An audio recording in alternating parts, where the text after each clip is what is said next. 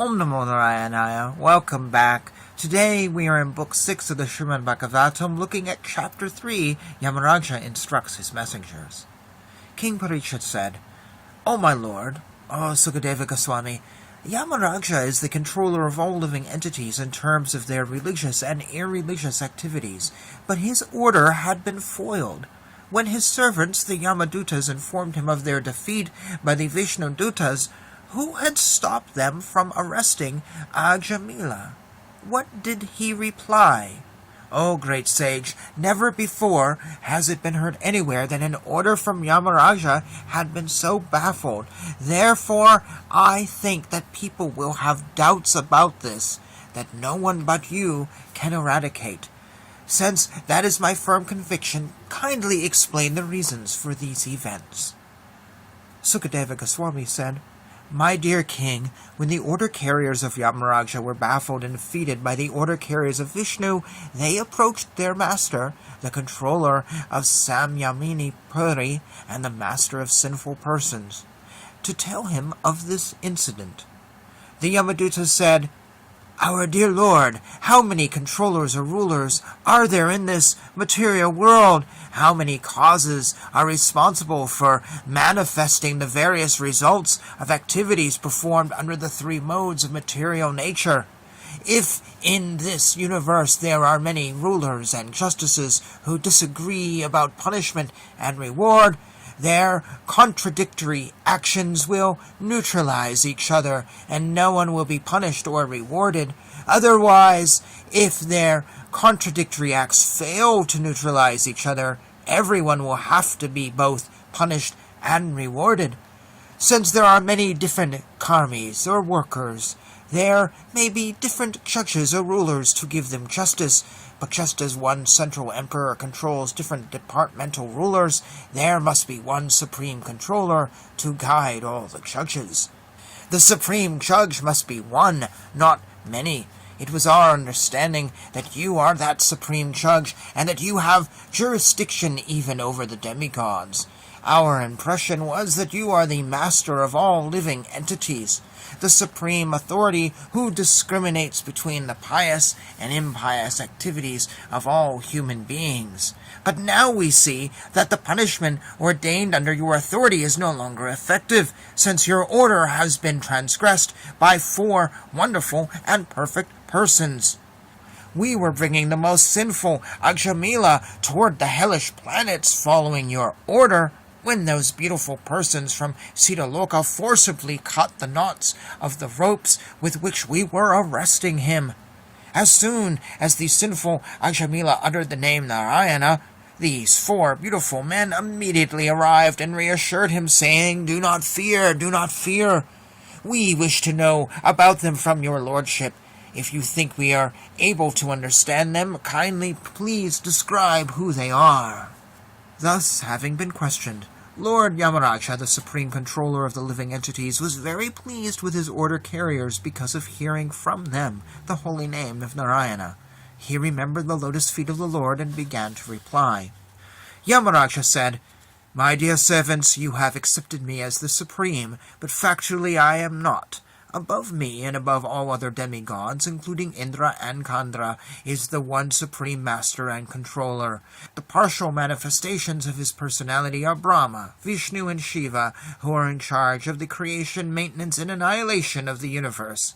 He is like the 2 threads that form the length and breadth of a woven cloth. The entire world is controlled by him, just as a bull is controlled by a rope in its nose. Just as the driver of a bullock cart ties ropes through the nostrils of his bulls to control them, Lord Vishnu binds all men through the ropes of his words in the Vedas, which set forth the names and activities of the distinct orders of human society. In fear, the members of these orders all worship the Supreme Lord by offering him presentations according to their respective activities. I, Yamaraja, and Indra, the king of heaven, Nriti, Varuna, Kandra, the moon god, Agni, Lord Shiva, Pavana, Lord Brahma, Surya, the sun god, Visvasu, the 8 Vasus, Sadyas, the Maruts, the Rudras, the Sidras, and Maritsi, and the other great rishis engaged in maintaining the departmental orders of the universe, as well as the best of the demigods headed by Brihaspati and the great sages headed by Virgo, are all certainly freed from the influence of the two base material modes of nature, namely passion and ignorance. Nevertheless, although we are in the mode of goodness, we cannot understand the activities of Lord Vishnu. What then is to be said of others, who under illusion merely speculate to know God? As the different limbs of the body cannot see the eyes, the living entities cannot see the Supreme Lord, who is situated as the Supersoul in everyone's heart. Not by the senses, by the mind, by the life, air, by thoughts within the heart, or by the vibration of words, can the living entities ascertain the real situation of the Supreme Lord. Lord Vishnu is self-sufficient and fully independent. He is the master of everyone and everything, including the illusory energy. He has his form, qualities, and features, and similarly his order carriers, the Vaishnavas, who are very beautiful, possess bodily features, transcendental qualities, and a transcendental nature almost like his. They always wander within this world with full independence. The order carriers of Lord Vishnu, who are worshipped even by the demigods, possess wonderful bodily features exactly like those of Vishnu, and are very rarely seen. The Vishnu Dutas protect the devotees of the Lord from the hands of enemies, from envious persons, and even from my jurisdiction, as well as from natural disturbances. Real religious principles are enacted by Lord Vishnu. Although fully situated in the mode of goodness, even the great rishis who occupy the topmost planets cannot ascertain the real religious principles, nor can the demigods or the leaders of Siddhaloka, to say nothing of the asuras, ordinary human beings, Vidyadharas and Karanas. Lord Brahma, Bhagavan Narada, Lord Shiva, the four Kumaras, Lord Kapila, Swayambhuva Manu, Prahlada Maharaja, Janaka Maharaja, Grandfather Bhisma, Bali Maharaja, Sukadevi Goswami, and I, myself, know the real religious principle. My dear servants, this transcendental religious principle, which is known as Bhagavata Dharma, or surrender unto the Supreme Lord in love for him, is uncontaminated by the material modes of nature.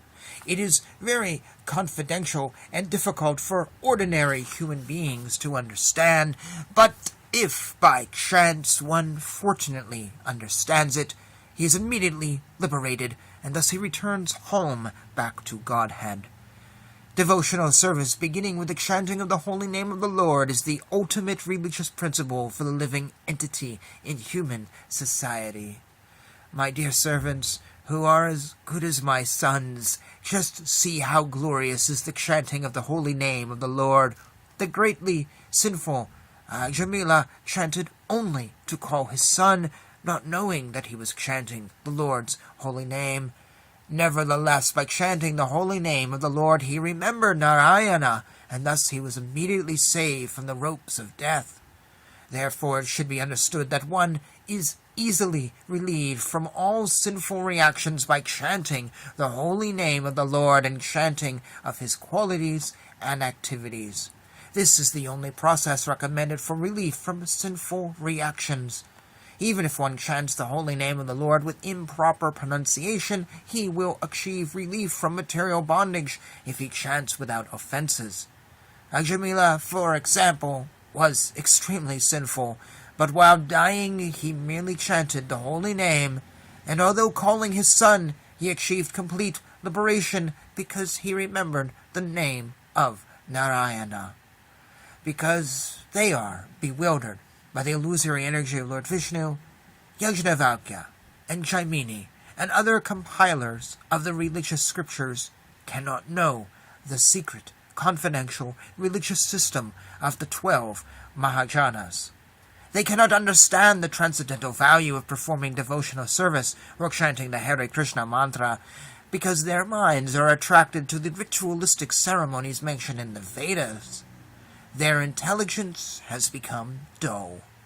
Thus they are busy collecting the ingredients for ritualistic ceremonies that yield only temporary benefits, such as elation to Svargaloka for material happiness. They are not attracted to the Sankirtana movement. Instead, they are interested in Dharma, Artha, Kama, and Moksha.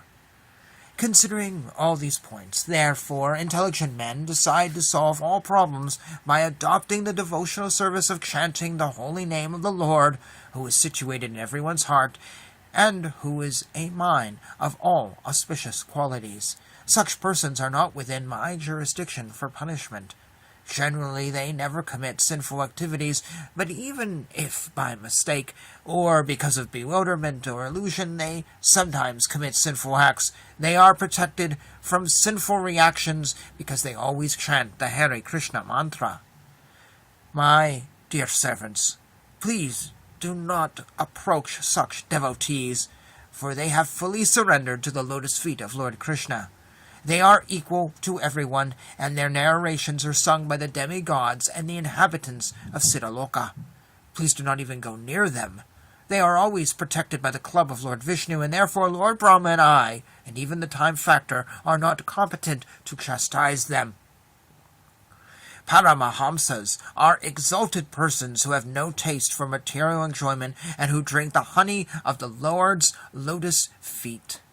My dear servants, bring to me for punishment only persons who are averse to the taste of that honey, who do not associate with Paramahamsas, and who are attached to family life and worldly enjoyment, which form the path to hell.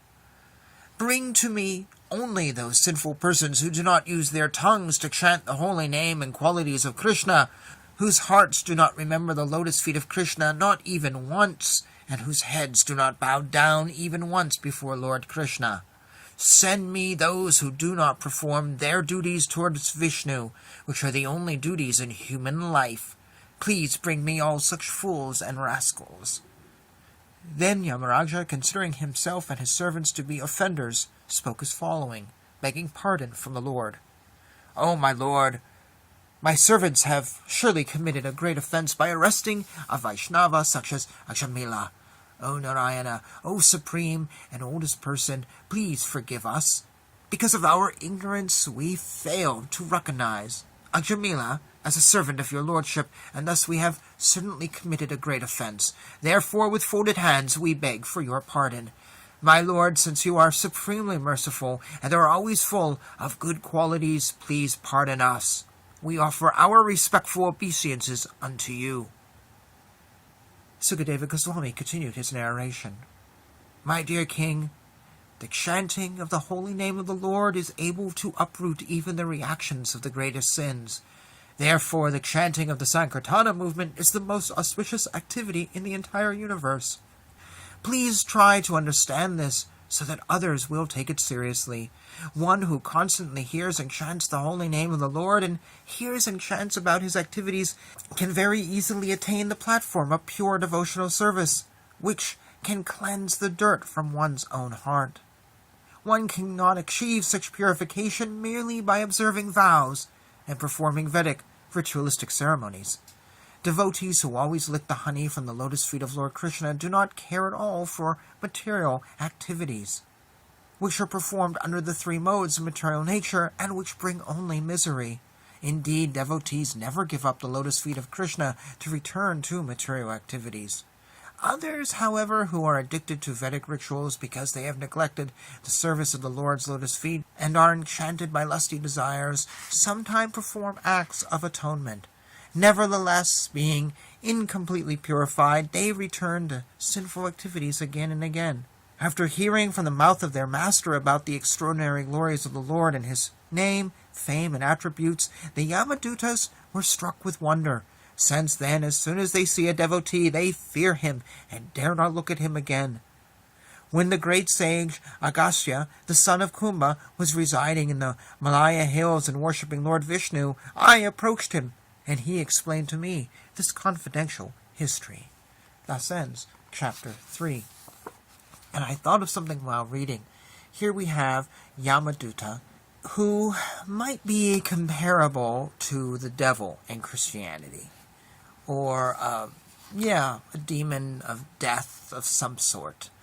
But there is one huge difference, and this is stepping into the conversation of universalism, and all religions are alike, and Christianity has hell, and Hinduism has hell, and thus they're the same. We already talked about this in Canto 5, where we talked about hell, but we kind of return to it here, because in Christianity, you never hear Satan, the devil, whatever name you want to use for him, talk about praising God. You don't get any lines about, oh, how wonderful it is to hear the name of God. You never hear anything from Satan going, oh, please forgive me, Lord, we messed up. No, quite the opposite. Satan doesn't like God. It's this animosity, for lack of a better word. It's two completely different personalities.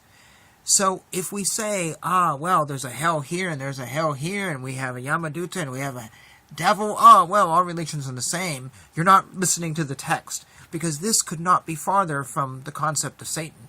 So this whole concept of saying things are the same is literally debunked by what I'm doing on this channel, reading the scriptures. So people who say, oh, well, it's all the same, what they haven't done. They haven't read the scriptures. They haven't read it, because if they did, Book 6, right here, shows something very different. And to say they're the same is dishonest. There's other things I probably could have said about this, but that thought came to me very quickly, and I thought it would be good to share with it, because this whole universal thing, it's out there, and it's becoming actually, I see it spoken of as, well, this is what Hinduism believes, and this is an orthodox belief. Really? Show me. Show me that the devil is in this book, or Satan is in this book, and Jesus is in this book. They're not here. Anyways, I could go on and on about this. I have in my live shows. Please check out some of those. Anyways, I'm just going to stop rambling here and just say thank you for watching this. And until next time, Jai Shri Krishna.